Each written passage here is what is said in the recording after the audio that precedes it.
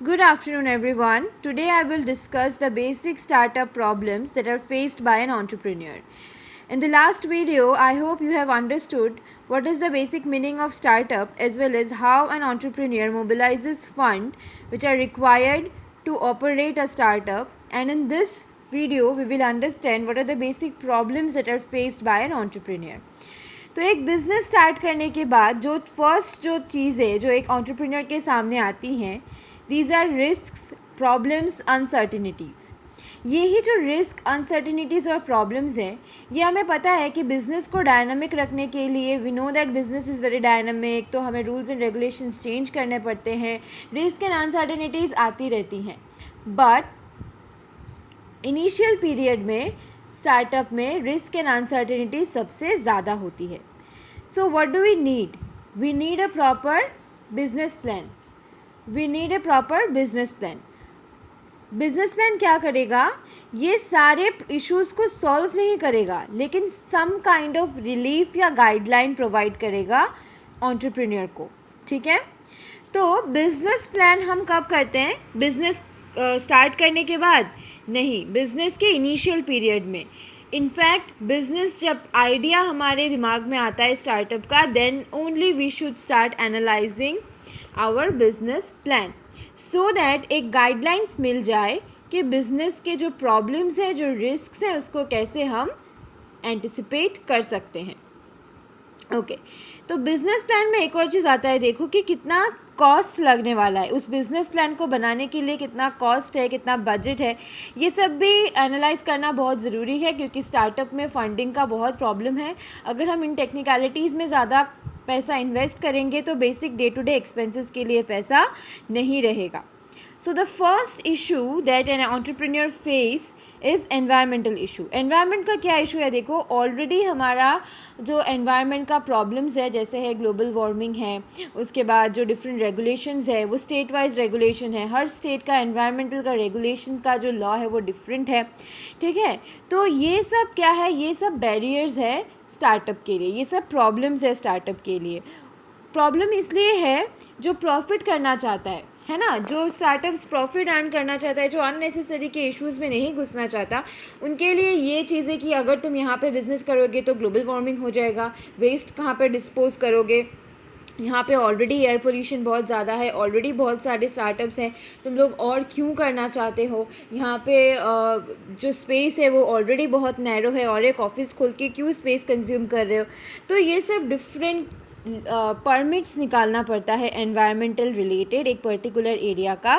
C it depends from one particular area to a different area, क्योंकि हर area का similar rules नहीं होता है. तो एनवायरमेंटल इशू जो है वो हर एक एरिया का डिफरेंट होता है, हर एक एरिया का रूल्स डिफरेंट होता है, हर एक स्टेट का रूल्स डिफरेंट होता है. तो उसके अकॉर्डिंग एक एंटरप्रेन्योर को परमिट्स या लाइसेंस निकालने की ज़रूरत है. एनवायरमेंटल इश्यूज़ इसलिए आज मतलब बहुत ज़्यादा नज़र में आ रहे हैं, क्योंकि हमें पता है कि जो एनवायरनमेंट का जो हम लोग जो हार्म क्रिएट कर रहे हैं नेचुरल एनवायरनमेंट के लिए, वो बहुत ही ख़राब है. जो एयर का जो क्वालिटी है वो डे बाय डे डिटोरिएट कर रहा है. तो हम ताकि मैनकाइंड को कोई फ्यूचर में प्रॉब्लम ना हो, इस वजह से अभी जो रूल्स एंड रेगुलेशंस है ये काफ़ी स्ट्रिक्ट हो चुकी है एनवायरमेंटल रिलेटेड. तो इसलिए एनवायरमेंटल रिलेटेड अगर किसी को भी कोई स्टार्टअप कोई खोल रहा है कि जहाँ पे एयर पोल्यूशन हो सकता है, कुछ मैन्युफैक्चर करना या वेस्ट डिस्पोजल ज़्यादा है, तो उसको परमिट निकालने की ज़रूरत है, अदरवाइज़ वो ऑपरेट नहीं कर सकता उस पर्टिकुलर एरिया में. Now the next problem is labour problems. Labour problems क्या है? देखो, रेगुलेटरी लॉज जो प्रोवाइड की गई हैं वो एंटरप्रेन्योर्स को फॉलो करनी पड़ती है, अदरवाइज़ उनको बहुत ज़्यादा टैक्स पे करना पड़ेगा. रेगुलेटरी लॉज मतलब स्टेट अथॉरिटीज़ जो हैं वो चाहते हैं कि एंटरप्रेन्योर्स उन्हें रिपोर्ट करें कि वो अपने कंपनी में किसको नया हायर कर रहे हैं, उनका पेरोल टैक्सेस वो लोग दे रहे हैं या नहीं, बजट का पेरोल क्या है, एम्प्लॉयज़ वो लोग अनएम्प्लॉयमेंट टैक्सेस दे रहे हैं या नहीं. इनफैक्ट जो लेबरर्स है वो लोग भी ये एक्सपेक्ट करते हैं कि उनका जो सैलरीज़ है वो हाई रहे, उनका जो एक्सपेंसेस है वो मीट हो. तो ये जो प्रॉब्लम्स है ये इनिशियल स्टेज में ज़्यादा प्रॉब्लम क्रिएट होता है, क्योंकि देखो जब एक स्टार्टअप का इनिशियल पीरियड रहता है, तब फंडिंग का डेफिनेटली बहुत इशू होता है।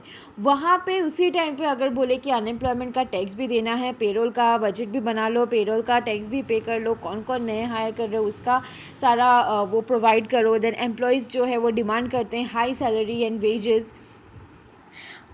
उसके बाद देखो जो स्टेट गवर्नमेंट है वो ये भी बोल सकता है कि आप लोग फेडरल एम्प्लॉयमेंट रेगुलेशन जो है उसको फॉलो करो। फेडरल एम्प्लॉयमेंट रेगुलेशन के अंडर क्या आता है, देखो कि लेबरर्स के पास राइट है पार्टिसिपेट करने का, उनके पास ये राइट है बोलने का कि अगर ये अनसेफ है हमारे लिए तो हम काम नहीं करेंगे, हम अपने लिए क्यों रिस्क क्रिएट करें। राइट टू नो का उनके पास ये अथॉरिटी है। उसके बाद ये भी कहते हैं कि फेयर लेबर स्टैंडर्ड बनाओ। अगर हम देखेंगे कि लेबर्स को मिनिमम वेजेस नहीं मिल रहा है तो तुम लोगों का स्टार्टअप बंद हो जाएगा। अगर हम देख रहे हैं कि तुम लोगों ने माइनर को एम्प्लॉय किया है तो तुम लोग का स्टार्टअप बंद हो जाएगा। अगर तुम लोग ओवर टाइम ज़्यादा करा रहे हो और उसका पे भी नहीं कर रहे हो तो तुम लोग का स्टार्टअप बंद हो जाएगा। ऑक्यूपेशनल सेफ्टी है या नहीं, लेबरर्स के पास प्रॉपर वेंटिलेशन है या नहीं। रिमेंबर मैंने मैनेजमेंट में समझाया था कि occupational safety and health act जो था वो क्या था कि प्रॉपर सैनिटेशन हो, प्रॉपर बाथरूम्स प्रॉपरली रहे, ड्रिंकिंग वाटर फैसिलिटी रहे, कैंटीन रहे, रेस्ट टाइम हो। तो ये सब कुछ मेंटेन हो रहा है या नहीं ये स्टेट अथॉरिटीज़ देखती हैं। और अगर कुछ भी प्रॉब्लम होता है देन डेफिनेटली ये स्टार्टअप के मतलब स्टार्टअप को कंटिन्यू करने में डेफिनेटली बहुत प्रॉब्लम हो जाता है। और या फिर वो लोग को बहुत ज़्यादा टैक्स या फ़ाइन पे करना पड़ता है, जिसमें ऑलरेडी वो लोग का फंडिंग का इश्यू है और उसमें अगर और भी फ़ाइन पे करना हो तो ये एक बहुत डिफ़िकल्ट टास्क हो जाता है। उसके बाद देखो फंडिंग प्रॉब्लम मुझे नहीं लगता फिर से एक्सप्लेन करना पड़ेगा। मोबिलाइजिंग फंड्स में इनफ एक्सप्लेनेशन है कि फंडिंग का कैसे प्रॉब्लम होता है और कैसे वो लोग अरेंज करते हैं, तो उसको डेफिनेटली तुम लोग लिख सकते हो। Next is your business location. I think business studies में तुम लोग का ये क्वेश्चन था कि ये कितना इम्पॉर्टेंट है कि एक बिज़नेस अपने पर्टिकुलर लोकेशन में मतलब जिस टाइप का प्रोडक्ट है उस टाइप के लोकेशन में होना कितना इम्पॉर्टेंट है। मींस बिज़नेस लोकेशन कितना इम्पॉर्टेंट है एक बिज़नेस के सक्सेसफुल होने पे। जैसे कि देखो क्योंकि हमें पता है कि अगर मैं कुछ रॉ मटेरियल्स मंगवा रही हूँ बहुत ज़्यादा दूर रूरल एरिया से और मेरा जो स्टार्टअप मेरा जो ऑफिस है या मेरा जो बिज़नेस है वो अगर अर्बन एरिया में है तो एक बहुत ज़्यादा ट्रांसपोर्टेशन कॉस्ट भी लगेगा। इसलिए बेसिकली जो बड़ी इंडस्ट्रीज़ होती हैं वो लोकेशन देख के जाती हैं कि अगर मैं जो प्रोडक्ट बना रही हूँ उसके लिए मुझे बहुत ज़्यादा लेबरर्स चाहिए तो मैं एक ऐसी जगह पर जाऊँगी जहाँ पर मेरे चीप लेबर्स अवेलेबल हों, ताकि मुझे लेबर्स को आने जाने में ज़्यादा मेरा पैसा खर्च ना हो।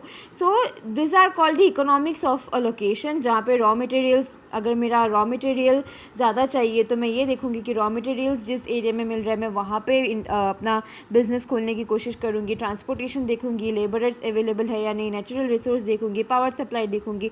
Means depending upon the type of my business I will search for that particular location. लेकिन स्टार्टअप में क्या होता है, देखो हमें पता है कि बिज़नेस लोकेशन बहुत ही एक इम्पॉर्टेंट फैक्टर है जो अल्टीमेट सक्सेस या फेलियर डिसाइड करता है स्टार्टअप का। लेकिन क्या होता है कि स्टार्टअप में 90% जो लोकेशंस है वो उनके घर के पास होती है, एंटरप्रेन्योर के घर के पास, मीन्स उनके कन्वीनियंस के अकॉर्डिंग। इससे क्या होता है, देखो जो इकोनॉमीज़ है लोकेशन की उनको वो इग्नोर कर देते हैं, विच फाइनली एंड्स अप कि ये स्टार्टअप बंद ही हो जाए क्योंकि उनका इतना ज़्यादा लॉस होता है। क्योंकि अगर मैं ज़्यादा डबल पैसा दे रही हूँ रॉ मटेरियल में तो मेरा प्रोडक्ट उतना हाई क्वालिटी नहीं होगा। अगर मैं ज़्यादा लेबर्स मुझे नहीं मिल रहे हैं तो मेरा क्या होगा कि जो ऑप्टिमम यूटिलाइजेशन नहीं होगा रिसोर्सेज का।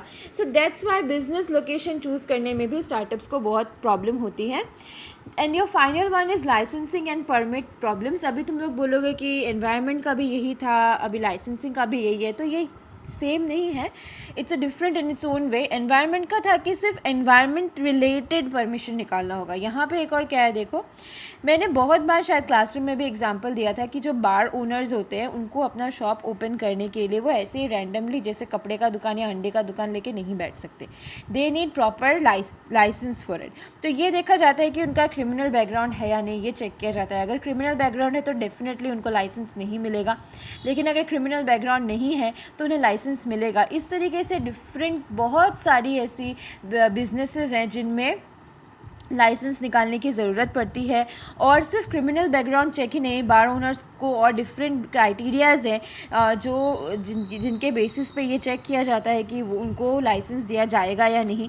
ये स्टेट असिस्टेंस एजेंसीज करती हैं, एंड देन ओनली अगर उनको परमिशन दिया जाए तो ही वो लोग अपना स्टार्टअप खोल सकते हैं। So these are the different problems that are faced by entrepreneurs. इसके अलावा भी बहुत ज़्यादा प्रॉब्लम्स है, तुम लोग देखना, सर्च करना, अगर तुम लोग को मिले तो बताना।